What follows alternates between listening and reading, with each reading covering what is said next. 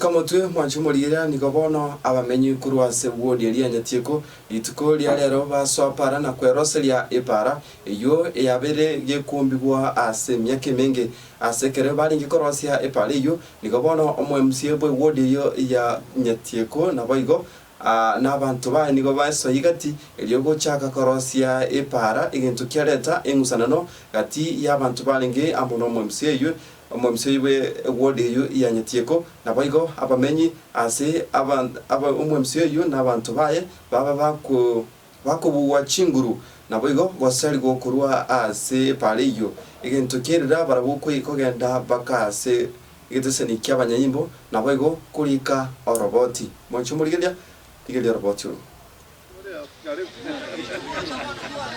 Mimi naitwa Daniel Nyakundi Ongoto na mimi ni mkaaji wa Nyatieko Ward, Kisii County.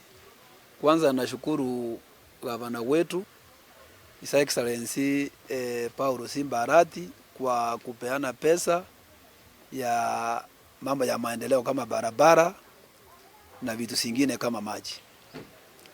Lakini leo nilienda kutembelea familia ambaye walifiwa na ndugu yao alikuwa mwalimu. Nikapata watu wanatengeneza barabara ambayo imekwama hapo karibu miaka 50, wakisema hiyo barabara iko Kisii County na wengine wanasema iko Nyamira County. So wananchi wakaingia kule kuirekebisha hiyo barabara ndio mwili iwezi kupita ama iwezi kupitishwa.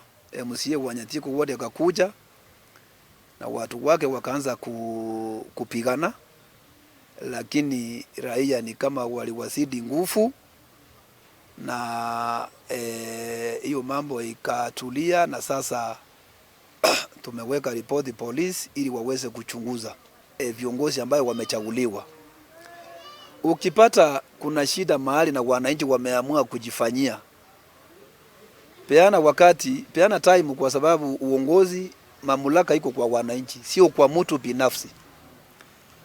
Sisi hatufanyi kazi kwa sababu ya upendeleo ama kuchukia mtu. But we work simply because as leaders we must be in the forefront. Mambo ya kuharakisha kuacha barabara miaka 50 alafu unakuja unaanza kusema na familia imesema hakuna mahali wanapitisha mwili, hawana ndege ya kupitisha mwili juu. Mimi naona tukienda hiyo barabara hatuwezi kusaidia.